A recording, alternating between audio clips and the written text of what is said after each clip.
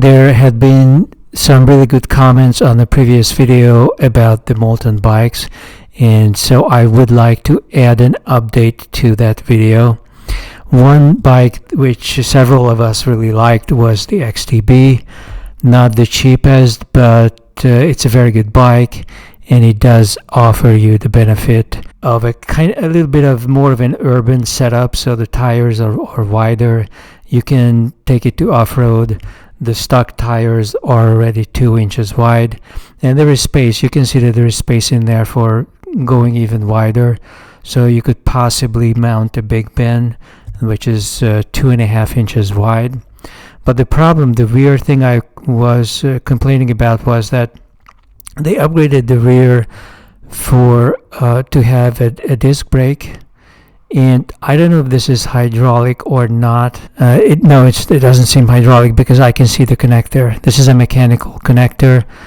So this is a mechanical disc brake that is certainly going to make the bike stop in a more secure fashion and a little bit faster as well. But I was wondering why they didn't add it to the front. And then somebody cleverly commented that with this fork design, that's not really possible. And that's true, because if you look at the more expensive thing, this rig is 3 times the money you would be paying for this one, for the XTB. And this is the new series Safari, and it does have brakes in the front as well, but you see that the whole suspension system in the front has been redesigned. So the brake, this is an expensive new Campagnolo hydraulic setup. It actually can be attached to the front, and not only that, but it looks like they have figured out how to connect the rear to as a hydraulic line to connect it to the rear wheel. Now, I'm not even sure if this is a separable frame, but it does look like it. I do see a screw here, so it does look like a separable frame. I would say spending 3 times the money is kind of intense, and I would prefer, I would also consider cheaper bikes. So long that you have a V-brake like here, you can probably mount a pretty heavy tire, and so this is not that different from the XTB. And if you look at the makeup of it, too bad they only have one sideway photograph of it, but the price is half the money. For half the money, you are getting almost the same thing, almost the same frame. You just don't have all this stuff going on in the rear. And the best upgrade for these bikes is a hydraulic grip. For some reason, so many companies, especially in the US, but even in Europe, are beginning to discard the hydraulic rim brake, even though it's so much cheaper, so much easier to install. You don't need to change anything. You can use a conventional mechanical frame, and for $100, you get a vastly upgraded system. It's also probably lighter than a disc version, although I cannot give you exact numbers. They are not publishing exact numbers, but it's unlikely that this brake would be as heavy as a disc. So just installing it in the front, frankly, I would probably go with this one. Maybe get a cool color like an orange or yellow, but even this red is not a bad color. This dark red, they have several reds, so you have some choices, and it's so much cheaper than the XTB over here. For 4,000, these are British pounds, so in US dollars you're looking at 6K. This one maybe $3,000 or so, and then you just spend $100 and you can upgrade and get a much improved system. Which of course maybe you wondered about other bicycles like the Brompton. These disc, there is such thing. Magura makes a caliper brake like you see here, which can be attached to a Brompton, probably with an adapter. You most likely need an adapter here to lower this, and you probably had to remove, not even to remove the mudguard, but you would have to trim it. The front of the mudguard is not doing anything anyway, so you can just trim it, and if you need a mudguard, you can still install it. But the price of this stuff, this is like $750. It's a gorgeous brake, there's no question about it, but probably it's made in small series, and this is the only way they can make a profit on it. It's a beautiful red and black design, but you're gonna have to pay as much money as you would be paying for a disc setup.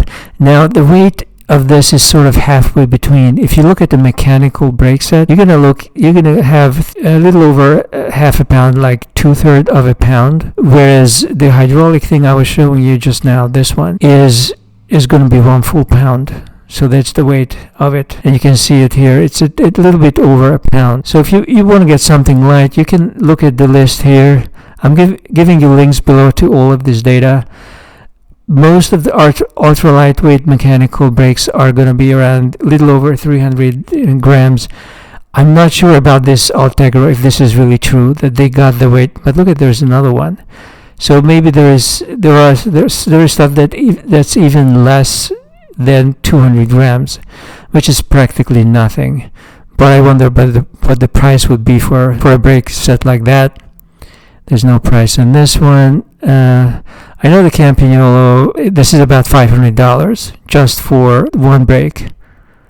And I don't think you would want to upgrade the rear at such a cost for anything, either a Brompton, Moulton, or anything, because the front is where most of the pressure is. It has been commented on the previous video that if you take it slow, then you can get more of the pressure onto the rear wheel as well. That is true. But sudden brakes, emergency braking, will happen to everyone, and your life depends upon your ability to stop. So getting really good front brakes is an important thing. Now if you go back to Moulton and look at some of their speed options, all of these bikes have caliper brakes, so they cannot take wide tires. They have very skinny tires, and they don't have the power of a V-brake. But luckily, if you're buying it from Moulton, you are already getting very high quality components, so I don't think you need to upgrade it, because this is going to be as much stopping power as you can get with a mechanical caliper. Upgrading to a hydraulic caliper brake is going to be a lot more money invested, and it's going to add weight to the bike. So you can get a half pound of weight to the bike. Is it going to kill the bike? No. Unless you're a weight fanatic and you really worked hard and spent thousands of dollars to get below 20 pounds on your bike, I think this isn't a valid safety option. Now the other thing you could do is to get a kit. If you have a Brompton, you would have to replace the fork. Everything would have to come out. But look at this. The same Magura company with a hydraulic disc brake setup is not any more expensive. In fact, it's probably a little bit cheaper than to get a caliper brake.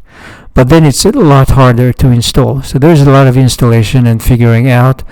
Unless you're really handy, you're going to have to hire a master mechanic to do this. Hopefully you're going to pick somebody who really knows what he's doing and is used to the Brompton or whatever high-end bike you have. But it's just more cumbersome of an installation. So I guess there is a reason to consider upgrades for brakes for whatever you are getting, unless you're getting a really upscale speed bike, like something like the Moulton Speed. That already has high-end componentry. It's mostly campy, so you're getting the best of what the market offers. But look at the price. You have to pay for quality. So that's there's something I wanted to add about the previous video and brakes and what you can do with brakes. Obviously it's easiest to just get something out of the box that has everything, but they are really, really expensive. So for a lot of people, getting a cheaper frame, a cheaper setup, and paying an extra few $100s to upgrade the brake is simply a better way to go.